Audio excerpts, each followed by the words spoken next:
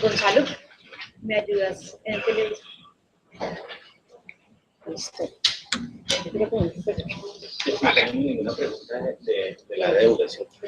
Sí, mira. Así hace referencia, pero yo lo menciono en la... Tenemos Sí. Hoy usted vio el caso de la República. muestra la aplicación de la Hay una discusión sobre si es bueno que le suban a uno la relación médica. Sí.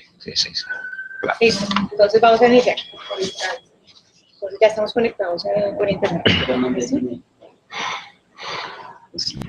Buenos días a la redacción del diario La República, buenos días a nuestros seguidores por internet y muy bienvenido al doctor José Francisco Arata, presidente de Pacific Rubiales.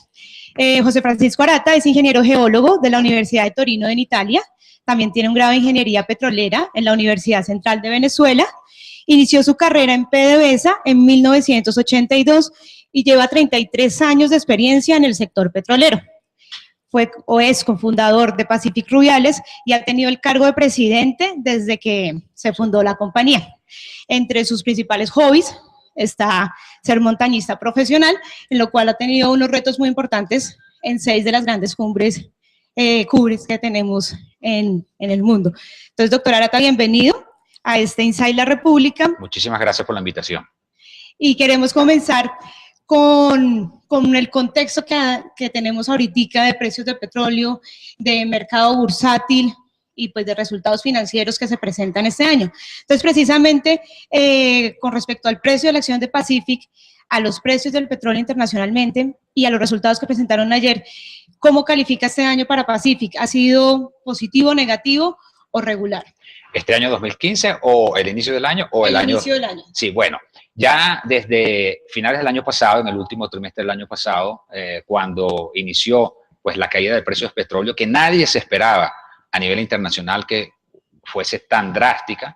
De hecho, nosotros en septiembre, cuando estábamos planificando nuestro presupuesto de inversiones para el año 2015, en septiembre estábamos considerando 2 escenarios, un escenario con $80 y uno más conservador con $75, y eso fue justo un mes antes de la reunión del OPEC a finales de noviembre, y allí fue cuando los precios empezaron a caer drásticamente y nadie había podido predecir de que esto iba a ocurrir.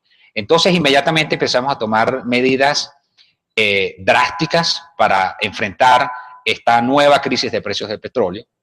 Yo en mi carrera profesional, como tú mencionaste, llevo 33 años en el sector.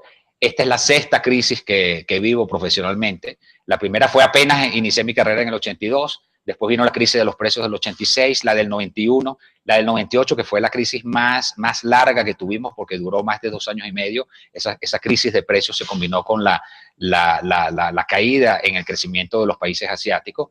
Y luego vino la crisis más reciente, que tal vez alguno de ustedes se recuerda, la crisis del 2008-2009. Y finalmente esta crisis, que es una crisis diferente a la de 2008-2009, donde había una componente de financiera en la crisis que arrastró también los precios de petróleo. Esta crisis que estamos viviendo es una crisis netamente estructural, una crisis que se debe a una sobreoferta en un escenario de demanda a la baja.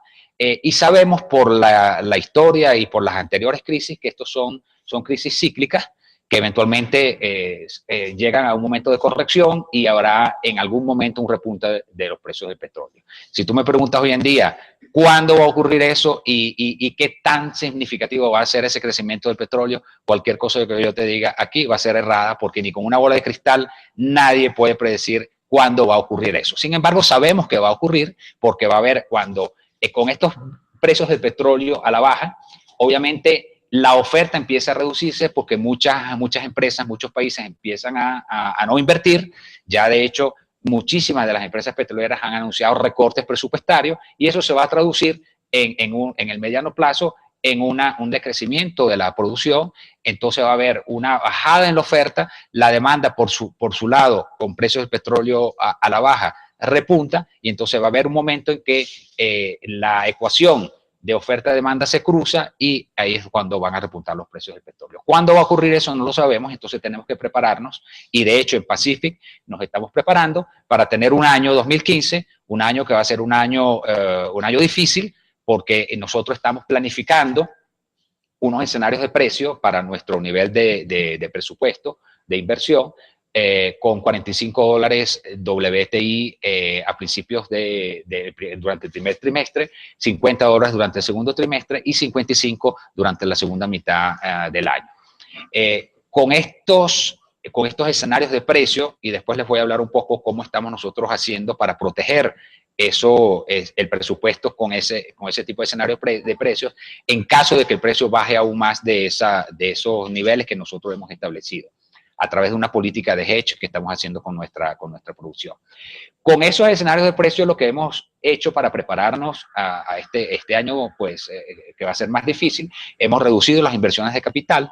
El año pasado nuestras inversiones de capital estuvieron en el orden de los 2.500 millones de dólares. Este año las inversiones van a estar en el orden de los 1.100 a 1.200 millones de dólares. Es decir, hay una reducción de más del 50% de nuestras inversiones de capital. Por el lado de los costos, ya desde el último trimestre del 2014, iniciamos un plan de reducción de costo significativa, donde bajamos los costos promedios del año 2014, que estuvieron en el orden de los $30.50. Ya a finales del año pasado habíamos logrado reducir de $2.50 esos costos, el costo total de producción, que incluye lo que llamamos el lifting cost, que es el costo de extraer el barril del yacimiento hasta la superficie, luego el de mezclar el crudo para hacer la mezcla que finalmente se comercializa internacionalmente y el costo de transporte hasta el puerto. Ese costo total logramos reducirlo a $28. Y hoy en día, ya en el primer trimestre de este año, le vamos a poder dar noticias muy alentadoras al mercado, porque hemos logrado aún una reducción adicional sobre esos costos. Entonces, eso se traduce en que lo que estamos es trabajando para tener un presupuesto balanceado que nos permita, con los ingresos que generamos, poder financiar el crecimiento y de forma tal de que no impactemos la producción y no tengamos que reducir producción. Estamos entonces difiriendo muchas de las inversiones en exploración para dentro de un año, dentro de 2 años, cuando los precios tengan una mejor recuperación. Entonces, tenemos las herramientas para prepararnos. El hecho de haber vivido crisis anteriormente nos da las herramientas y lo que llamamos nosotros la lista de checklist para poder entonces acometer todas estas medidas y preservar entonces el flujo de caja de forma tal de que podamos seguir creciendo. Y de hecho, para este año estamos estimando, aún en tiempos de crisis, un crecimiento de 1 al 8% de nuestra producción. Hoy en día, de hecho, ya estamos produciendo neto para la empresa 153.000 barriles de petróleo equivalente. Nosotros operamos un total de producción de 315.000 barriles, que más o menos es un tercio de la producción de Colombia, pero después de compartir la producción con nuestros socios como Ecopetrol y de pagar las regalías, la producción neta que queda a Pacific hoy en día es de 153.000 barriles, que ya tenemos un incremento sobre lo que fue el promedio del año pasado, que fueron 147.500 barriles de petróleo por día. Entonces, en conclusión, de cara a los inversionistas, ¿va a ser un año, digamos, estable bajo las condiciones del mercado? Seguro, es un año estable, es un año en donde hemos tomado otras medidas, como por ejemplo recortar el pago de dividendos para nuestros accionistas, de forma tal de poder preservar el flujo de caja y que nos permita entonces seguir haciendo las inversiones necesarias para desarrollar nuestros activos productivos. Esto con miras a seguir creciendo, con una visión a mediano y largo plazo de llegar a incrementar nuestra producción, y tenemos un escenario de crecimiento con las reservas probadas y probables que tenemos. Eso nos permitiría por los próximos 8 o 9 años de mantener la producción así como estamos hoy en día. Pero como somos una empresa de exploración y producción, hemos construido un portafolio de proyectos que nos van a permitir agregar reservas en los próximos años para ir desarrollándolas paulatinamente. Entonces, de forma tal de que todo lo que significa los recursos contingentes y la entrada a nuevos países nos va a permitir seguir creciendo, y nuestro objetivo es poder llegar a 250.000 barriles de producción neta en los próximos 5 a 6 años. Otra de las noticias que estuvieron la semana pasada en la agenda periodística fue la decisión de la Junta Directiva de Ecopetrol sobre el campo Rubiales. Seguro. Frente a ese tema, ¿cuál es la posición de Pacific y qué viene ahora o qué viene para el 2016 cuando el contrato finalice? Seguro.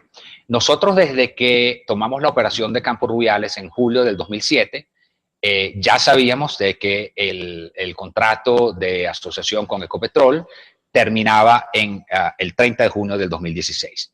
Y por lo tanto, hemos venido a lo largo de los años preparándonos para esa fecha. De hecho, en todos nuestros escenarios de crecimiento y de preparación para esa fecha, hemos a lo largo de los años adquirido nuevos activos y hemos sido exitosos con exploración para ir buscando el reemplazo de esos barriles que ya a partir de julio del 2016 no tendremos en nuestro flujo de caja. De hecho, desde, digamos, hace 3 años, cuando a finales del 2012, inicio del 2013, la empresa producía aproximadamente unos 100.000 barriles de producción neta, Rubiales representaba el 70% de la producción nuestra neta, es decir, unos 70.000 barriles. Y fíjate que en estos últimos 3 años hemos ya reemplazado a lo que se diría la producción neta nuestra de Rubiales, porque hemos crecido ya hoy 53.000 barriles adicionales desde esa fecha. Y para hoy en día, la producción neta de Rubiales representa el 35% de nuestra producción, cuando antes lo representaba el 70%. Para el 2016, la producción neta nuestra de Rubiales estará entre 35 y 40.000 barriles, y esos barriles ya parcialmente los hemos reemplazado, y la idea es en este año y medio seguir reemplazándolo. ¿En dónde? Bueno, en bloques donde hemos sido exitosos explorando, donde hemos descubierto nuevas reservas y vamos a empezar a desarrollarlas, como es el caso de CP6, Río Oriari, para crudos pesados, y el caso de los crudos livianos en todos aquellos bloques que heredamos de las adquisiciones que hicimos en los últimos 2 años de empresas como Petrominerales, como CNC, como Petromagdalena.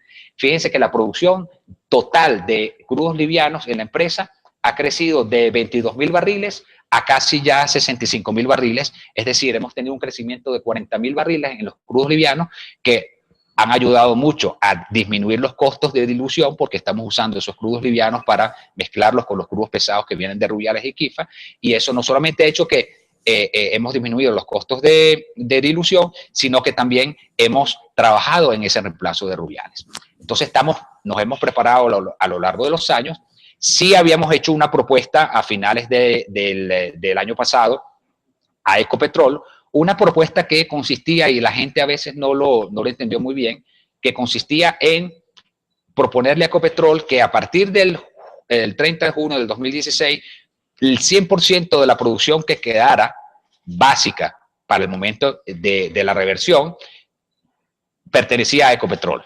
Nosotros lo que proponíamos era una inversión adicional de $500 millones para tratar de incrementar por encima de esa curva base de producción, adicionar barriles. Y la idea era compartir solamente esa producción incremental. El resto seguía con Ecopetrol. ¿Qué pasó? Que bueno, el análisis económico que se hizo para esa propuesta en diciembre usaba unos precios de petróleo a $75. Y en ese momento la propuesta tenía todo el sentido económico, tanto para Ecopetrol como para Pacific. Hoy en día, con precios de $50, la propuesta para Pacific ya no es económica. Para Ecopetrol sigue siendo económica porque ellos tienen la mayor producción y el 100% de la producción. Para nosotros ya no es económico porque nosotros estaríamos invirtiendo el 50% de los gastos de operación y los OPEX y las inversiones de capital para recibir solo el 30%. Entonces, para nosotros es mejor invertir ese dinero en proyectos donde la tasa interna de retorno es mucho más rentable. Entonces, por eso la decisión de no seguir con la... O sea, ustedes retiraron su propuesta ante la Junta. Eso lo acordamos. Con Ecopetrol hemos sido socios desde hace 2007, tenemos una relación a diario. Todas las decisiones que se toman en Rubiales se discuten en el comité ejecutivo con Ecopetrol. Y recuérdense de que por cada barril que se extrae en Rubiales, 2/3 de ese barril van a Ecopetrol y a la Nación. A Pacific le queda solamente el 33% de esos barriles. Entonces, toda la estrategia de desarrollo en el pasado y en el futuro, y por lo que quedan este último año y medio, se hace de forma conjunta con Ecopetrol, con nuestro socio. Okay. Continuamos con una pregunta de Cintia Ruiz, editora de Finanzas. Bueno, ¿necesita Pacific un socio capitalista en este momento o con la operación con Alfa ya hay más solidez? Bueno, la entrada de Alfa no ha aportado dinero a la tesorería de la empresa. Alfa compró acciones en el mercado y con esa inyección, eso no aportó inyección de capital. La empresa está estructurada con todas estas medidas que hemos hecho para poder financiar todo lo que es su crecimiento a través del flujo de caja que está generando. En el pasado hemos adquirido deudas emitiendo bonos a mediano y largo plazo. Acuérdense que nosotros tenemos una deuda de 4.3 billones de dólares repartida en 4 bonos que se vencen en el 2019, 2021, 23 y 25. Esa deuda básicamente se adquirió para el crecimiento de la empresa y para las adquisiciones que hemos hecho en el pasado.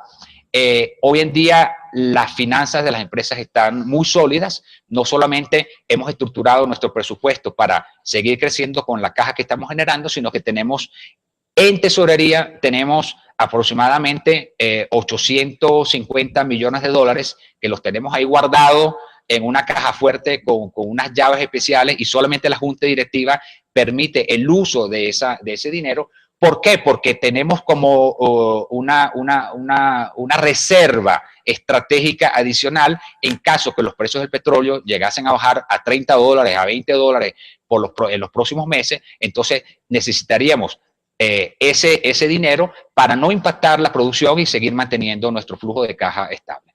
Entonces, desde el punto de vista financiero, la empresa está sólida, está estable, no necesita incurrir en más deuda, sino que con las inversiones de capital que estamos haciendo este año, ese billón punto uno que hemos hablado, que está dedicado el 90% a proyectos de producción. Hemos reducido significativamente la exploración. El año pasado la inversión en exploración fueron 577 millones de dólares. Este año la inversión para exploración se redujo a 124 millones, que representa aproximadamente el 10% de esa inversión de capital. Seguimos una pregunta de Tatiana Arango, ella es la editora de Globo Economía. Los resultados de Alfa no fueron los mejores y algunos analistas dicen que es por la compra de acciones de Pacific. ¿Usted qué opina sobre el tema? Bueno, obviamente cuando Alfa compró el 19.8%, la acción de la empresa estaba aproximadamente en 18 dólares, o sea que ellos tienen un promedio de entrada de 18 dólares. Pues en ese momento nadie podía predecir que los precios del petróleo iban a bajar y consecuentemente todas las acciones de la petrolera se vieron afectadas por esto. Alfa es un socio estratégico para nosotros, no solamente es el accionista principal de la empresa, sino que tenemos con Alfa un joint venture, un acuerdo de joint venture firmado para nuestra entrada a México y después me voy a referir un poco más en detalle a ese acuerdo. Alfa entró y adquirió las acciones de Pacific con una visión a mediano y largo plazo.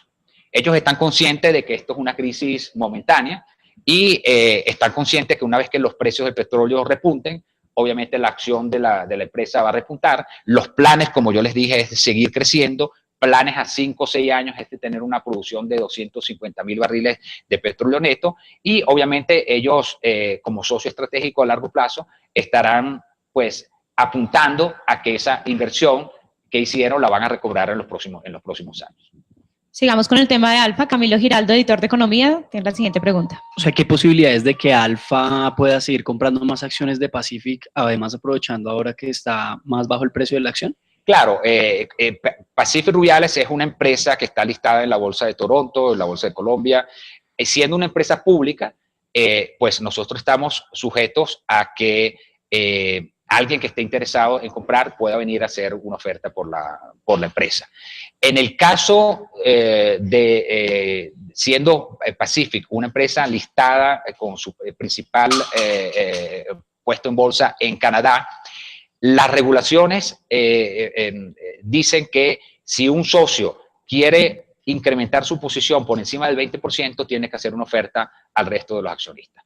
Entonces, en este caso, si Alfa quisiera incrementar su participación, tendría que hacer una oferta al resto de los accionistas. Esto es una oferta que la Junta Directiva, nosotros como directores, tenemos la obligación fiduciaria de presentársela a los accionistas y los accionistas en votación deciden si la oferta eventual que puede ser de Alfa, puede ser de cualquier otro accionista o no accionista que esté interesado en comprar un bloque por encima del 20%, entonces se sometería a votación y al fin y al cabo son los accionistas los que deciden si aprobarla o no. ¿Se está haciendo en ese momento algún proceso? No, ahorita no hay ningún proceso. En el caso de que, como te mencioné, en el caso de que nosotros recibamos una oferta, tenemos que inmediatamente comunicárselo a la Junta Directiva, y la Junta Directiva entonces hay un proceso que establecido, tiene que convocar a los accionistas, y los accionistas finalmente tienen la decisión en su mano. Siendo Alfa ese socio mayoritario ahorita de Pacific, ¿han contemplado un cambio en la Junta Directiva para incluir al grupo mexicano? Eso todavía no está contemplado. La asamblea anual de accionistas se va a llevar a cabo a finales de mayo y en ese momento hay que presentar una propuesta para la renovación de la Junta Directiva. Por ahora no hemos recibido ninguna solicitud de Alfa de incluir algún director de parte de ellos. La relación con Alfa es una relación digamos que estamos llevando a diario por el joint venture que yo te mencioné antes. En México estamos ya analizando activamente todos los paquetes de información que Pemex ha puesto a la orden de las diferentes empresas que están interesadas en licitar por los diferentes bloques. Nosotros tenemos una estrategia y tenemos ya un equipo de trabajo que está trabajando en conjunto con los técnicos de Alfa, analizando la información y decidiendo en cuáles bloques vamos a licitar y cuál va a ser la estrategia nuestra de entrada a México. Perfecto. Seguimos con el tema de las acciones y dividendos. Alejandra Sánchez, editora de Nuevos Medios, tiene la siguiente pregunta. Ayer en la entrega de resultados, pues anunciaron que no iban a pagar dividendos por este primer periodo dependiendo de los precios del petróleo. Sí. Usted nos comentaba de una proyección de $45 el barril para este primer semestre y de 55 para este primer trimestre y de 55 para el final. ¿Con cuál, si se mantienen, digamos, esos precios, el no pago de dividendos se extendería por todo el año? Mira, la política de pagos de dividendo es una decisión que toma la Junta Directiva de forma trimestral. Cada trimestre la Junta Directiva decide, basado pues en las proyecciones de caja que presenta la gerencia, si hay, digamos, un surplus de caja favorable para el pago de dividendos. En la Junta Directiva que se realizó anteayer, se decidió actualizarnos en el próximo trimestre, es decir, en mayo, para poder entonces tomar una decisión. Obviamente con los escenarios de precios, como estamos contemplándolo y viéndolos este año, la tendencia es de que no haya pagos de dividendos a lo largo de todo el año. Pero como esto es una decisión que se toma trimestralmente, quién sabe si en el tercer trimestre los precios repuntan lo suficiente como para entonces tener una adición de caja y entonces se empiece nuevamente a trabajar con el pago de dividendos. No, por ahora no hay establecido un precio. Lo que estamos tratando nosotros es de tener un presupuesto balanceado de forma tal de que podamos darle prioridad a las inversiones de capital para los proyectos de producción y para poder mantener ese crecimiento. Tenemos cierta flexibilidad en esos 1.100 millones de dólares de que yo le mencioné de inversión de capital. Podemos aún, en casos de necesidad, reducir aún más ese presupuesto de capital para llegar a 850 millones de dólares y ese es el momento en que impactaría ya producción. Hasta ese momento podríamos seguir reduciendo sin impactar el plan de crecimiento que tenemos para este año. Como lo anunciamos, nosotros estamos viendo un rango de promedio para este año entre 150.000 y 160.000 barriles de producción neta. Ya hoy en día estamos en 153.000 barriles, es decir, que estamos, digamos, al día con lo que es la proyección de crecimiento de este año. La siguiente pregunta la tiene Raiza Zambrano, ella es periodista de la sección de empresas. Pacific redujo significativamente las inversiones en exploración. Un ejemplo de estos es el campo CPE-6. ¿Cómo esperan aumentar los rendimientos del campo Quifa y de los otros en el Putumayo con la poca inversión que van a hacer en exploración y tecnología? Ok, bueno, me voy a referir primero al Putumayo. Putumayo, en el área del Caguán Putumayo tenemos 9 bloques muy prospectivos desde el punto de vista de exploración. Sin embargo, en esos bloques, desde que los adquirimos en las licitaciones con la ANH, no hemos podido llevar a cabo ningún tipo de actividad exploratoria porque son bloques en los cuales se presentan serios problemas de seguridad. Nosotros esperamos de que con la firma del proceso de paz esos bloques nos permitan pues tener acceso en el futuro y poder entonces empezar a desarrollar las actividades de exploración apenas se firme este acuerdo de paz. Para el resto de nuestras áreas, tú mencionas CP6, Quifa, estos son bloques que están en una fase doble, en donde estamos aún realizando exploración, pero ya al mismo tiempo tenemos unas reservas probadas que probamos a lo largo de los últimos 2 o 3 años y que ya estamos desarrollando. Entonces, en el caso de CP6 y Quifa, hemos bajado el nivel de exploración, no lo hemos suspendido, hemos bajado el nivel de exploración, pero le estamos dando prioridad al desarrollo. Entonces, para CP6 lo que está planteado este año es perforación de pozos de desarrollo para incrementar la producción que hoy en día está en 1.500 barriles. Ya construimos unas facilidades de producción temprana que nos van a permitir manejar 8.000 barriles al día y la idea es perforar los pozos necesarios para poder entonces llegar a esa capacidad de producción que tenemos con esa facilidad de 8.000 barriles. Estamos negociando con nuestro socio Talisman, que es nuestro socio estratégico en CP6, para entonces poder acometer ese programa de inversión, pero la idea es seguir perforando activamente para incrementar la producción en CP6 este año.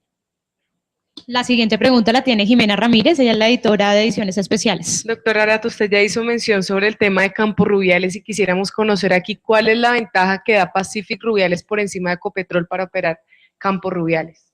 Bueno, como te mencioné anteriormente, nosotros habíamos presentado una propuesta para lo que es la producción incremental en Rubiales después del 2016. ¿Cuáles son las ventajas competitivas? Bueno, las ventajas competitivas que tiene Pacific es un equipo gerencial de, yo los llamo veteranos, ¿no? Que tienen cabellos así grises como los míos, que tenemos más de 30 años respirando y viviendo con crudos pesados desde nuestra época en Venezuela, donde desarrollamos diferentes proyectos de recuperación primaria, secundaria y terciaria en los crudos pesados. La idea es implementar esa amplia experiencia que traemos de Venezuela con técnicas y con desarrollos para incrementar el factor de recobro en los crudos pesados, donde el factor de recobro generalmente oscila entre un 15 y un 18%. ¿Por qué? Porque el crudo pesado, por esas características de mayor viscosidad, es más difícil extraerlo que los crudos livianos. Generalmente, con un crudo liviano, en un campo uno puede llegar hasta un factor de recobro del 90%. En el crudo pesado, si no se hace nada más con la producción primaria, que es, digamos, los pozos normales que uno perfora, los pozos horizontales, se puede extraer solo el 15, el 18%. El resto del petróleo, el petróleo que ya está descubierto, que está en el yacimiento, se queda allí hasta la fin del mundo, a menos que uno no se ingenie alguna forma para extraerlo. En Venezuela, desde los años 50, por el hecho de que Venezuela tiene muchas reservas en crudos pesados, se inventaron diferentes técnicas. Algunas de estas técnicas las estamos implementando. Nosotros confiamos que se pueda incrementar el factor de recobro, no solamente en Rubiales, sino en Quifa, en CP6, en Río Yare, todos campos donde el crudo que ya está descubierto y lo que llamamos oil in place, el petróleo que está contenido en el reservorio, se puede incrementar ese factor de recobro y de esa forma podamos incrementar la reserva, no solamente de la empresa, sino del país. Colombia necesita una grande inversión en exploración porque el índice de vida de las reservas de Colombia está por debajo de los 7 años y ese es el gran problema que tenemos en Colombia. El 1.000.000 de barriles que estamos produciendo hoy en día al día no va a ser suficiente si no conseguimos reservas adicionales para hacer sostenible la sostenibilidad de esta producción por lo menos a 20, 25 años, para poder llamarnos sinceramente un país petrolero. Hoy en día es un país que tiene petróleo, pero no tiene suficiente petróleo como para garantizar la sostenibilidad a largo plazo. Entonces hay que invertir en exploración, hay que incentivar la exploración en áreas, por ejemplo, como la del Putumayo, donde no hemos podido entrar por temas de seguridad y donde hay un gran potencial, pero también hay que invertir en tecnologías para aumentar ese factor de recobro en los crudos pesados, ya que ahí tenemos reservas descubiertas, pero que se pueden extraer solamente en el orden del 15 al 18%. Si nosotros lográramos, por ejemplo, aumentar de un 10% el factor de recobro en Rubiales, en Quifa, en CP6 y en Río Yare, estaríamos más que duplicando las reservas de hoy en día del país. Entonces, el esfuerzo que hay que hacer a nivel de sector ya es no solamente exploración, sino también tecnologías de recuperación secundaria para incrementar factores de recobro. Y ustedes como participantes de este mercado, ¿le han hecho esa propuesta al ministerio? ¿Han hablado con las otras compañías? ¿En qué iría ese tipo de A nivel de salidas? sector, a nivel de ACP, lo hemos estado haciendo. De hecho, Ecopetrol lo está haciendo, está trabajando en diferentes proyectos para incrementar el factor de recobro en sus campos. Nosotros lo estamos haciendo, lo estamos implementando. Una de las atractivas por las cuales Pemex nos invitó a México a participar en la apertura de México es que también México tiene unas grandes reservas de crudos pesados donde tienen problemas para aumentar ese factor de recobro. Allá hay campos que están tan solo en 4 o 5% de factor de recobro, y la gran atractiva es poder llevar esta experiencia, esta experticia que tenemos nosotros en crudos pesados, no solamente implementándola aquí en Colombia, sino también en México, donde vamos a entrar, y una de las áreas prioritarias nuestras para entrar en México es la área de los crudos pesados. Y que haya cierto que para aumentar ese factor de recobro en Pacific es necesario una metodología de fracking. No, el fracking, hay mucha confusión entre lo que es el fracking y las tecnologías de recuperación secundaria que se llaman EOR, que son tecnologías que contemplan la inyección de vapor, la inyección de aire o la inyección también de agua. El fracking se usa en aquellos yacimientos que tienen una permeabilidad muy, muy baja. Entonces, el fracking lo que hace es que fractura el yacimiento y permite que el petróleo que está atrapado, las moléculas de petróleo que están atrapadas y que no permiten circular dentro del yacimiento, a través del fracking se creen canales de transmisión, de permeabilidad, de forma tal de que el petróleo pueda fluir. En el caso de los crudos pesados, ya esos canales de permeabilidad existen. Lo que tenemos es que favorecer que el crudo pesado se transforme y se haga menos viscoso. Y la forma de hacerlo es calentarlo. Entonces, el calor que se le provee al crudo pesado puede ser con vapor, puede ser con aire a través de la inyección de un fuego, y el crudo pesado, al calentarse, se transforma en crudo liviano. Es como tener en un vaso que es casi plastilina, y si yo lo caliento, este vaso se transforma en agua. Entonces, el fracking es totalmente diferente, y por ahí leo muchos artículos que nosotros hemos estado produciendo terremotos en el Meta por el fracking. Jamás se ha hecho un solo pozo de fracking en el departamento del Meta. Entonces son tecnologías totalmente diferentes. Aquí Colombia tiene un gran potencial en crudos no convencionales, pero eso estamos todavía al inicio de la exploración.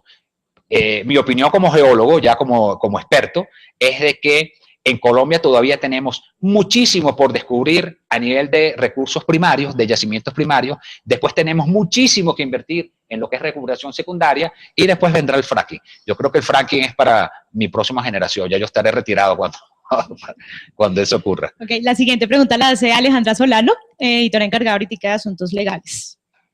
¿Cuáles son los costos de operación de Campos Rubiales y por qué se la juegan por este campo? Bueno, como ya te mencioné, nosotros hicimos una propuesta en diciembre, una propuesta que a $75 del precio del WTI tenía sentido económico. Ya a $50 no tiene para Pacific, ojo, para Pacific, para Ecopetrol tiene todo el sentido del mundo, porque ellos se quedarían con todo lo que es el 100% de la producción primaria, que tiene un costo de producción relativamente bajo. Hoy en día nosotros estamos produciendo en Rubiales con un costo de extracción, me refiero a subir el petróleo del yacimiento al cabezal del pozo, entre 11 y 12 dólares. Después está el costo de dilución, que son otros 2 dólares, y después el costo de transportar el crudo desde Rubiales hasta el puerto de Coveñas para su exportación, son otros 13, 14 dólares, ¿no? Entonces, es un costo relativamente bajo comparado con otros productores de crudos pesados. Es un costo que se va a ir incrementando a lo largo de lo que le queda de vida del campo Rubiales. ¿Por qué? Porque el campo Rubiales, así como el campo Quifa y los otros campos de crudos pesados del Meta, son campos que producen por empuje de agua. ¿Eso qué quiere decir? Quiere decir que hay un gran acuífero en el yacimiento, que es el que entrega la energía para extraer el crudo del campo. ¿Qué es lo que pasa? Que como es un crudo pesado, el agua empuja, y el agua, como es menos viscosa que el crudo, empieza a canalizarse, y entonces uno perfora un pozo en Rubiales o en Quifa, y inicialmente tienes una producción de 80% de crudo y 20% de agua, pero en 6 meses esa producción de agua empieza a incrementarse por eso mismo que estaba diciendo, porque el empuje de agua le gana al crudo pesado y llega a un punto en que ya la producción de agua llega hasta un 95-97% y solamente un 3% de petróleo. Y ahí es donde se incrementan los costos. ¿Por qué? Porque el agua que uno produce junto con el petróleo hay que tratarla, hay que limpiarla, hay que extraerla y hay que después volverla a reinyectar no en el reservorio, en otros yacimientos. Un proyecto que desarrolló Pacific, 100% tecnología de Pacific, es usar el agua que estamos extrayendo de los yacimientos, limpiarla, quitarles todas las sales, para poder usarla en proyectos agrícolas. Esto también tiene toda una componente social que estamos desarrollando y Pacific, con unos contratistas, montó una planta para procesar 1 millón de barriles de agua al día. Para que tengan una idea, hoy en día en Rubiales se procesan 3,5 millones de agua al día. Es decir, nosotros somos un productor de agua con petróleo, porque la producción de Rubiales hoy son 162,000 barriles y estamos produciendo 3,5 millones barriles. En año y medio, esa producción de agua va a incrementarse a 4,5 millones, 5 millones de barriles. Entonces, esa agua, el poder limpiar esa agua y disponerla tiene un costo de energía y es por eso que los costos en Rubiales en el futuro se van a incrementar porque ya es un yacimiento maduro que está incrementando su porcentaje de agua y esa agua hay que disponerla, hay que tratarla, hay que reinyectarla y por lo tanto el costo va a ser superior. La siguiente pregunta la tiene Lilian Mariño, periodista de la sección de Economía. Doctor Arata, en estos días José Roberto Acosta, director de la Red de Justicia Tributaria y asesor de la Bolsa de Valores, señaló que la valoración de Pacific es solo de 700 millones de dólares y que tiene una deuda de casi 4.000 millones. Y esto ha golpeado mucho la confianza, digamos, del inversionista. Esta sí es la valoración de la empresa, digamos, cómo piensan recuperar competitividad sin continuar el endeudamiento y, digamos, mejorar la confianza. Claro, muy buena pregunta porque me permite aclararte que esos números no son correctos, ¿no? Nosotros todos los años, a final de año, certificamos nuestras reservas a través de certificadores independientes. Esto es un requerimiento, pues, de la bolsa que cada año tenemos que hacer de forma tal de que las empresas certificadoras independientes internacionales certifican el volumen de reservas probadas y probables que tiene la empresa y ellos mismos consideran unos escenarios de precios a futuro y calculan un valor presente neto de esas reservas con una tasa de descuento del 10%. Eso es, digamos, que un procedimiento estándar que lo hacen todas las empresas y sobre todo las empresas que están públicas en la bolsa tienen que presentarle esos resultados a sus accionistas. El valor que está dando los estudios de reservas que certificamos a finales del 2014 están dando casi 6 billones de dólares de valor presente neto al 10%. El número exacto son 5.955 millones de dólares.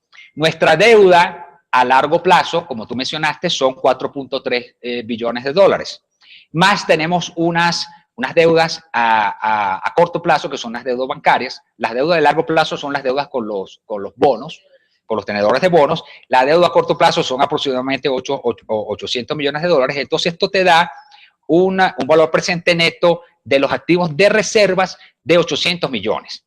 Por encima de eso tenemos los activos de infraestructura. Pacific es dueño del 35% del oleoducto de los Llanos, es dueño del 43% del oleoducto del Bicentenario, es dueño del 100% de una línea eléctrica de transmisión desde el embalse de Chivor hasta Rubiales, es dueño del 41% del Puerto Bahía en Cartagena. Todos esos activos tienen un valor aproximado de 1.000 millones de dólares. Y adicionalmente tenemos lo que se llaman los recursos contingentes, que son también recursos que no son reservas, pero ya han sido descubiertos, son pozos que ya tuvieron un descubrimiento, el petróleo está allí, pero todavía no se ha transformado en reserva, porque, por ejemplo, en el caso de Brasil, estamos presentándole el plan de desarrollo a la ANP para que entonces, una vez aprobado, esos recursos se transformen en reservas. Aquí en Colombia tenemos otros descubrimientos que tenemos que ir a la ANH a presentárselo y una vez que nos dé la comercialidad, entonces podemos transformarlo en reserva. Esos recursos tienen también un valor y el mercado internacional le asigna un valor de $2 por cada barril de recurso contingente.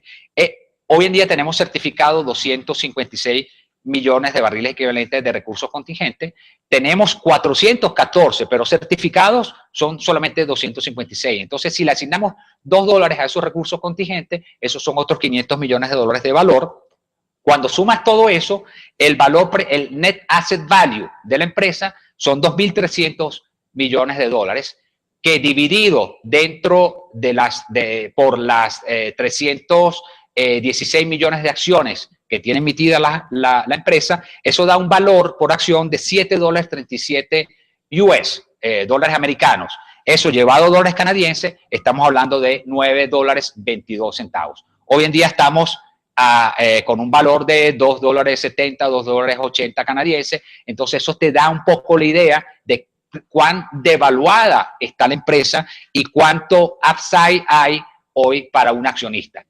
Te doy el ejemplo del año 2008-2007. En 2008-2009, cuando hubo la crisis, la acción bajó de $16 a $1.82. El accionista que compró en ese momento de crisis, cuando todo el mundo decía que la crisis iba a durar 5 años, que era la peor crisis que había tenido el planeta después de 1929, que esto era el fin del mundo. ¿Se acuerdan, no? Y después de 6 meses, la crisis se pasó, la acción que pasó se fue de $1.82 a $32. El que compró la acción hoy en día a $1.82 porque siguió las recomendaciones del management, hoy en día cada vez que me los consigo por la calle me abrazan. Es porque hicieron el negocio del siglo. Hoy en día yo les digo a los accionistas, señores, estamos otra vez en el bottom. La apreciación de los activos, no son especulaciones, es el valor de las reservas que nos están dando los certificadores internacionales. Hay otros activos que son físicos, que son oleoductos, que son líneas eléctricas, que son puertos que producen ya un flujo de caja. Y adicionalmente está todo lo que es el upside, que son los recursos contingentes. Ese valor hoy en día está a $9. Obviamente con precios del petróleo a 50. El año que viene, Dios quiera, los precios repuntan. Este valor que te estoy dando hoy en día va a ser diferente porque el valor presente neto se va a ajustar de acuerdo al valor del precio del petróleo que tengamos a finales del año, de este año. Y otra pregunta va encaminada hacia las medidas que ayer dio el presidente de la ACP, porque él está muy preocupado, digamos, que por las reservas de petróleo en Colombia. De darse estas ayudas tributarias y de la ANH, ¿ustedes estarían dispuestos a empezar a invertir de nuevo otra vez en exploración? Sí, claro. Bueno, como te dije, no es que hemos dejado de invertir en exploración. Seguimos invirtiendo, hemos reducido el presupuesto de inversión de 577 a 124 millones. Este año estamos planificando 20 pozos exploratorios y obviamente comparado con los 56 del año pasado es menos de la mitad. Pero obviamente sí estamos interesados en cualquier medida que ayude a poder incentivar la exploración. Como lo mencioné anteriormente, el país necesita inversión en exploración y en tecnologías de recuperación secundaria, porque el gran problema que tenemos en Colombia es el índice de vida de las reservas del país, que está por debajo de 7 años. Y tenemos que hacer un gran esfuerzo, no solamente en mantener, como quiere el gobierno, el 1.000.000 de barriles para poder seguir manteniendo el flujo de caja, sino pensar en el futuro, porque si no pensamos en el futuro, el petróleo se nos agota y pasaremos a estar importando petróleo en los próximos 10 años. ¿Ya tuvieron una primera reunión con Juan Carlos Echeverry, presidente? No, está en Washington. Sí, apenas regrese. ¿La tienen agendada?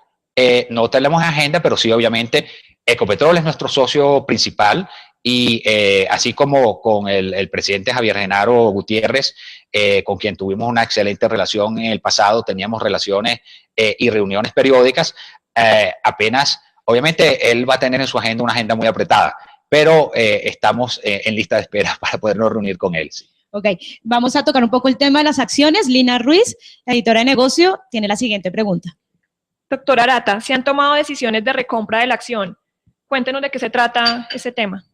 Mira, esa fue una política que se adoptó a mediados del año pasado, cuando la Junta Directiva vio que el precio de la acción estaba por debajo de lo que era la valorización. Y entonces en ese momento analizamos cuál es el barril más barato que podemos adquirir en el mercado. Y consideramos que era el barril que tenemos nosotros.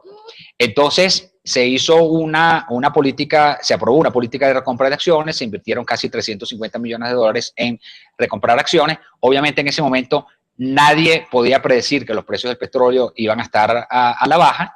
Esa política se suspendió en el momento en que empezamos a ver un declive en los precios del petróleo y hoy en día está suspendida. Obviamente, ¿por qué? Porque ahorita lo que hay que es preservar la caja que tenemos, tiene que ser dedicada a poder mantener y crecer la producción, porque eso es lo que nos va a garantizar el flujo de caja para seguir haciendo frente a los compromisos, poder seguir creciendo, poder seguir apartando suficiente dinero para el pago de los intereses y de la deuda que tenemos a corto y mediano plazo, y por lo tanto la recompra de acciones no está contemplada en el corto plazo. La siguiente pregunta la tiene Natalia Arteaga, periodista de Empresas. Doctora Arata, usted ahora recordaba que están listados en Canadá y en Colombia y están también en Brasil. Le quería preguntar, ¿han pensado en deslistar definitivamente la acción en Toronto? No, Toronto es nuestro listado principal. Allí es donde se comercializa el 90% de las acciones.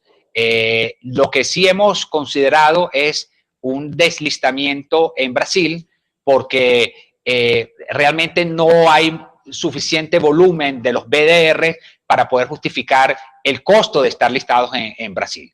Entonces, eso va a ocurrir muy probablemente en las próximas semanas y nos mantendríamos con listado principal en Toronto y como listado secundario en Colombia. ¿Y ahí en Bovespa usted lo que hacen es recomprar esas acciones que tenían en ese mercado? Sí, son pocos BDR que están en el mercado y se recompran. Próximamente. Sí. Tendremos esa noticia. Sí, seguro. Ok. Siguiendo con el tema del sector petrolero, Gabriel Forero, periodista de la sección de Economía, tiene la siguiente pregunta. Doctora Arata, ya hay varias empresas del sector petrolero que se han presentado como insolventes. ¿Cómo están las cuentas de Pacific en relación al pago de sus deudas? Mira, muy buena esa pregunta y me retomo a lo que dije en la introducción. Nosotros ya en noviembre, finales de noviembre, después de la reunión de la OPEC, vimos de que estos precios estaban a la baja y nadie podía predecir a dónde iban a llegar y empezamos a tomar medidas tendientes a la preservación del flujo de caja de forma tal de no afectar las operaciones normales.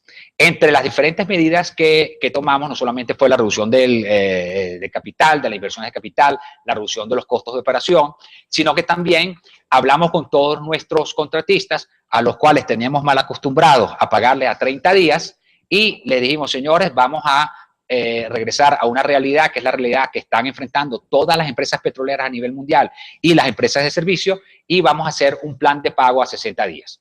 Hoy en día, la empresa está pagando a 60 días, no a 61, no a 59, sino 60 días, que es lo que permite la ley.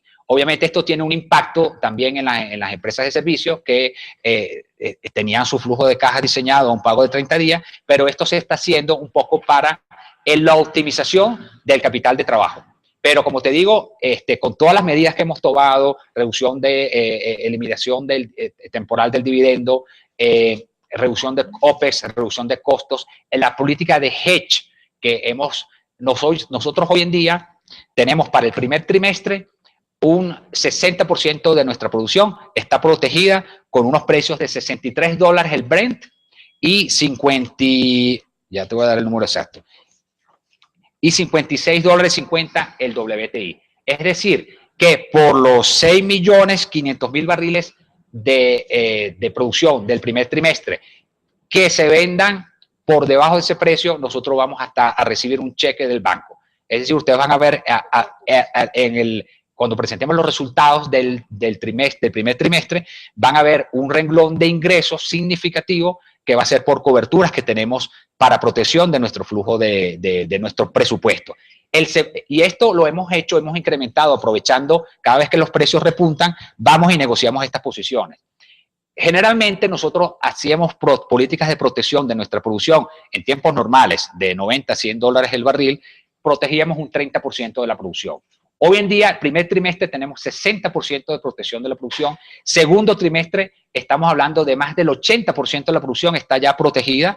Y en promedio, durante el año 2014, estamos hablando de que el 60% está protegido con valores que oscilan entre 50 y 55, que es el que nos va a permitir, en caso que los precios bajen a $30, de tener un cheque asegurado con el nivel de presupuesto y de WTI que hemos obtenido.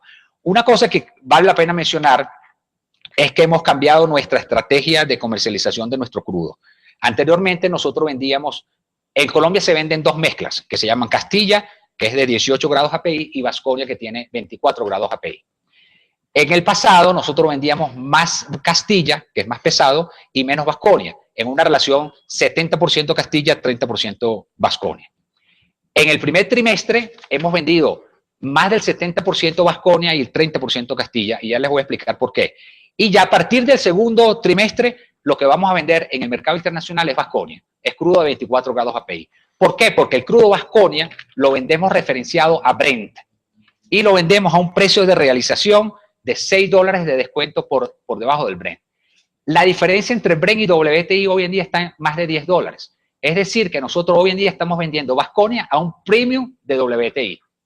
Y habiendo planificado nuestro presupuesto a 45, 50 dólares WTI y vendiendo relacionado a Brent, estamos obteniendo también una ventaja adicional de 2 o 3 dólares por encima del WTI. Es decir, estamos vendiendo a un premium del WTI. Y esto ha sido también como parte del incremento de los crudos livianos en nuestros campos, que nos ha permitido poder hacer estas mezclas más livianas y poder entonces salir a los mercados internacionales a vender más Vasconia, que de ahora en adelante va a ser nuestra mezcla principal. Doctora Arata, yo quiero retomar un poquito el tema de las acciones listadas en Canadá, sobre todo. Me dice que es el 90% de las negociaciones de la acción de Pacific se realizan en Toronto. Sí, nosotros tenemos como base accionaria el 92% de las acciones están, digamos, en Canadá y el 8% aquí en Colombia. Ok. ¿Han contemplado un piso para la acción para intervenir? Digamos, si esta acción se me cae por debajo de $1 canadiense, nosotros mejor tomamos una decisión de salir del mercado. No, eso no está contemplado. Nosotros sabemos que el mercado es volátil, hay mucha volatilidad, muchas veces esa volatilidad no obedece a fundamentales, es más que todo nerviosismo en los mercados o rumores que hacen que la acción fluctúe hacia arriba o hacia abajo. Nosotros, como estamos convencidos de que somos una empresa de exploración y producción que tiene unos fundamentales sólidos para poder planificar a 5, 10 y 15 años. ¿Y cuáles son esos fundamentales? Reservas, recursos contingentes y producción. Y flujo de caja y situación financiera sólida para poder acometer a todas las inversiones. Entonces lo que vamos es, como hicimos en el caso del 2008-2009, dejar que el mercado se acople nuevamente a los fundamentales.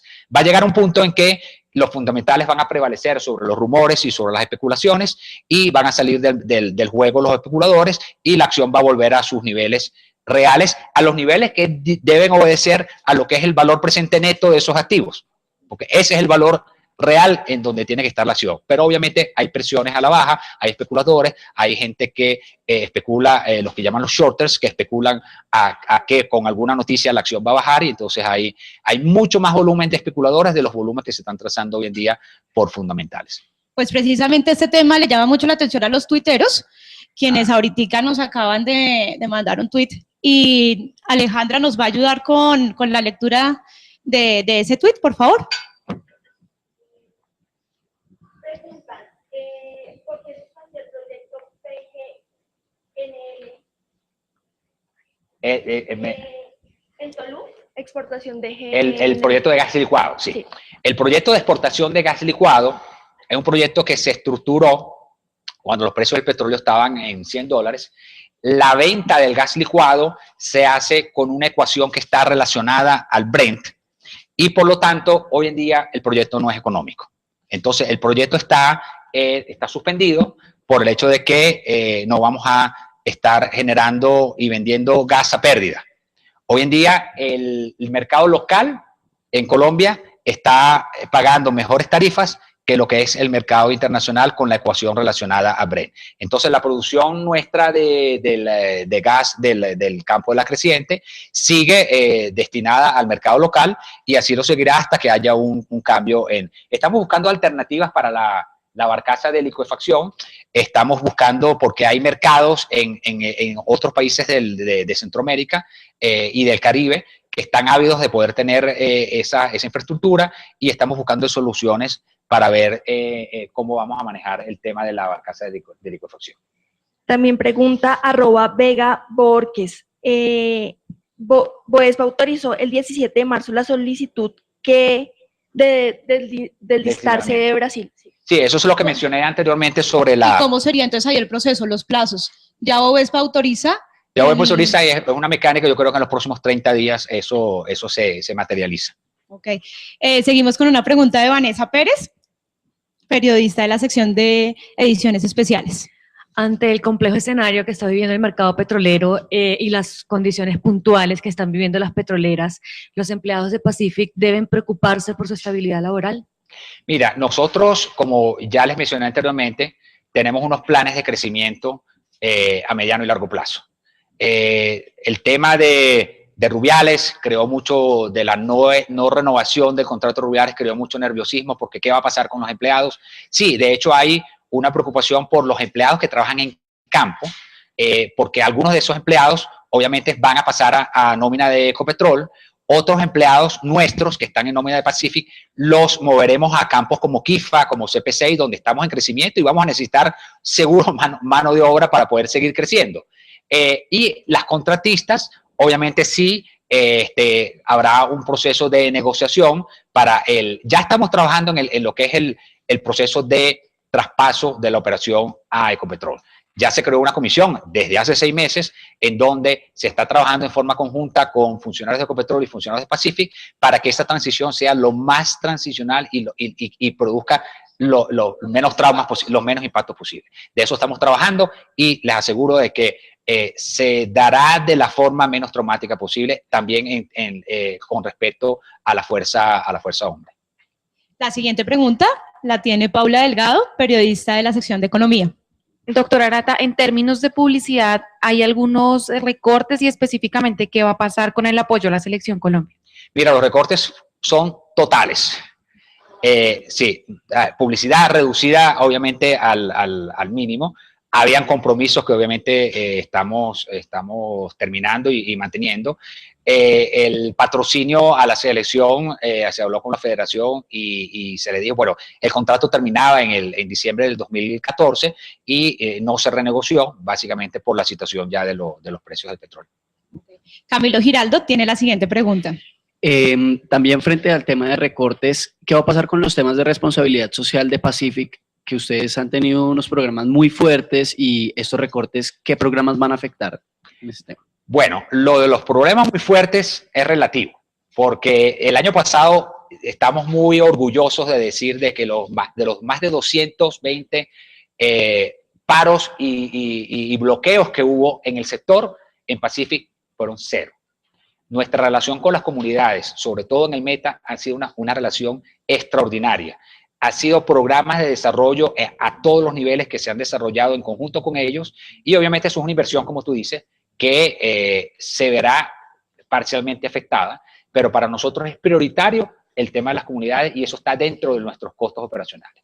Entonces, el impacto va a ser mínimo. Obviamente con el tema de Rubiales, eso es otro de los temas que estamos hablando con Ecopetrol, porque Ecopetrol entonces va a pasar a asumir muchas de esas responsabilidades que se hacían en Campo Rubiales, pero nosotros seguimos en Quifa. Quifa es un contrato que va hasta el 2031 y ahí vamos a seguir desarrollando los programas que teníamos con las comunidades locales y estamos ya desarrollando programas nuevos en CP6, en Río Ariari, que son comunidades donde estamos entrando ahora, y lo primero que hacemos es hablar con las comunidades, ver cuáles son las necesidades de las comunidades y empezar a estructurar con ellos los programas de desarrollo de esos programas de inversión social. ¿En qué porcentaje van a reducir esos?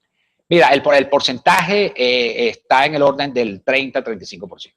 Y otra pregunta que le tengo es sobre Campo Rubiales nuevamente, y es que una de las posibilidades que han hablado los expertos para Ecopetrol es que no entre Ecopetrol directamente como operador de Campo Rubiales, sino que se tenga un contratista. Sí. ¿Ustedes estarían interesados en continuar en Campo Rubiales como contratistas? Depende de la propuesta. Si es una propuesta que tiene sentido económico, pues la consideraremos y la analizaremos. Nosotros no somos empresa de servicios, no somos contratistas, somos una empresa de exploración y producción. Por lo tanto, nuestra prioridad es explorar, descubrir barriles, desarrollarlos y producir flujo de caja y eventualmente pagar dividendos a nuestros accionistas. Esa es, digamos, la misión de una empresa de exploración y producción. Como empresa de servicios tendríamos que ver si la oferta y cómo está estructurada la oferta para ver entonces si tiene sentido económico, pues lo analizaríamos. Y ese es el acuerdo que estamos con Ecopetrol, ¿no?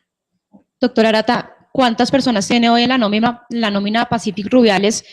Y si se van a ver reducidas, ¿en cuánto sería ese porcentaje o el número real que quedaría? Estamos aproximadamente en 2.850 personas, que es la nómina directa de Pacific, asignada a todos los proyectos en Colombia, y acuérdate que ya tenemos operaciones en Perú, estamos abriendo operaciones en México y indirectamente pues tenemos dos oficinas que son oficinas de geociencias estratégicas, una en Calgary y una en Houston, que son las que analizan todos los temas exploratorios y de yacimiento y de proyectos de ingeniería para el resto de países fuera de Colombia. ¿Y si se reduciría en cuántos puestos?